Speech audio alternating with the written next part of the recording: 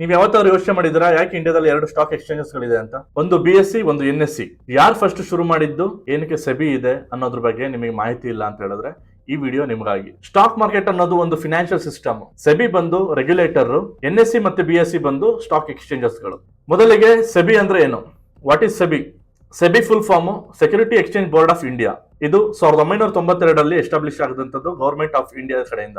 SEBI main control ಮಾಡುವಂತದ್ದು NSE, BSE, stock brokers ಗಳು ಮತ್ತೆ ಮ್ಯೂಚುವಲ್ ಫಂಡ್ಸ್, ಇವ್ರನ್ನೆಲ್ಲಾನು ಸೆಬಿ ಬಂದು ಕಂಟ್ರೋಲ್ ಮಾಡ್ತಾರೆ. ಮೇನ್ ಇದು ಇನ್ವೆಸ್ಟರ್ಸ್ ಗಳಿಗೆ ಪ್ರೊಟೆಕ್ಷನ್ ಕೊಡೋದಕ್ಕೋಸ್ಕರ ಎಸ್ಟಾಬ್ಲಿಷ್ ಆದಂತದ್ದು. ಸೆಬಿ ಬಂದು ಸ್ಕ್ಯಾಮ್ಸ್ ಆಗಿರ್ಬೋದು, ಇನ್ಸೈಡರ್ ಟ್ರೇಡಿಂಗ್ ಆಗಿರ್ಬೋದು, ರಿಗ್ಗಿಂಗ್ ಆಗಿರ್ಬೋದು, ಇವ್ರನ್ನೆಲ್ಲ ಕಂಟ್ರೋಲ್ ಮಾಡ್ತಾ ಇರುತ್ತೆ. ಸೆಬಿ ಬಂದು ಶೇರ್ಸ್ ಗಳನ್ನ ಬೈ ಮತ್ತೆ ಸೆಲ್ ಮಾಡಲ್ಲ. ಮಾರ್ಕೆಟ್ ನ ಕ್ಲೀನ್ ಮತ್ತೆ ಸೇಫ್ ಆಗಿಡೋದು ಸೆಬಿ ಕೆಲಸ. ಈಗ ಸೆಬಿ ಬಗ್ಗೆ ನೀವೆಲ್ಲ ತಿಳ್ಕೊಂಡ್ರಿ. ಈಗ ಸ್ಟಾಕ್ ಎಕ್ಸ್ಚೇಂಜಸ್ ಬಗ್ಗೆ ತಿಳ್ಕೊಳ್ಳೋಣ. ಸ್ಟಾಕ್ ಎಕ್ಸ್ಚೇಂಜಸ್ ಅಲ್ಲಿ ಮೊದಲಿಗೆ ಬರೋದು BSE, ಬಾಂಬೆ ಸ್ಟಾಕ್ ಎಕ್ಸ್ಚೇಂಜ್. ಇದು ಎಸ್ಟಾಬ್ಲಿಷ್ ಆಗಿದ್ದಂಥದ್ದು 1875 ಅಲ್ಲಿ. BSE ಒರಿಜಿನಲ್ ನೇಮ್ ಬಂದು the native shares and stock brokers association ಅಂತ. BSE ಬಂದು ಏಷ್ಯಾದಲ್ಲೇ ಓಲ್ಡೆಸ್ಟ್ ಮತ್ತೆ ಫಸ್ಟ್ ಸ್ಟಾಕ್ ಎಕ್ಸ್ಚೇಂಜ್. BSE ಶುರು ಆಗಿದ್ದು ಹೇಗೆ? ಮುಂಬೈಯಲ್ಲಿ 22 ಬ್ರೋಕರ್ಗಳು ಸೇರ್ಕೊಂಡು ಒಂದು ದಟ್ಟವಾದ ಮರದ ಕೆಳಗೆ ಕೂತ್ಕೊಂಡು ಶೇರ್ ವ್ಯಾಪಾರ ಶುರು ಮಾಡ್ತಾರೆ. ಹೀಗೆ BSE ಬಂದು ನಿಧಾನವಾಗಿ ಒಂದು ವ್ಯವಸ್ಥಿತ ಸಂಸ್ಥೆಯಾಗಿ ರೂಪುಗೊಳ್ಳುತ್ತೆ.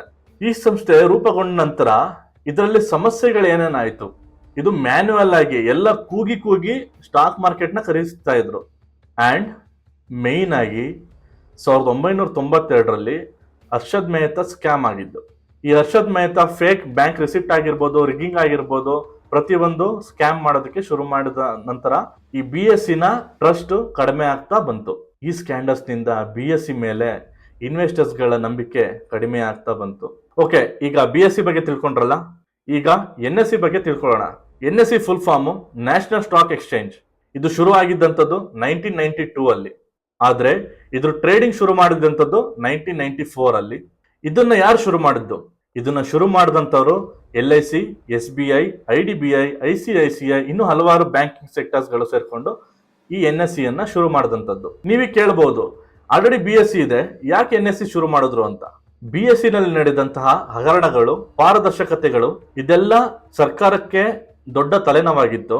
ಸೊ ಸರ್ಕಾರಕ್ಕೆ ಮೇನ್ ಟೆಕ್ನಾಲಜಿ ರಿಲೇಟೆಡ್ ಒಂದು ಸ್ಟಾಕ್ ಎಕ್ಸ್ಚೇಂಜ್ ಬೇಕಾಗಿತ್ತು. ಅದಕ್ಕೋಸ್ಕರ ಇದನ್ನ ಶುರು ಮಾಡಿದಂಥದ್ದು. ಮತ್ತೆ ಸಿಗ್ತೀನಿ ನಾಳೆ. ಅಲ್ಲಿ ತನಕ ಸ್ಟೇ ಟ್ಯೂನ್. ಬಾಯ್.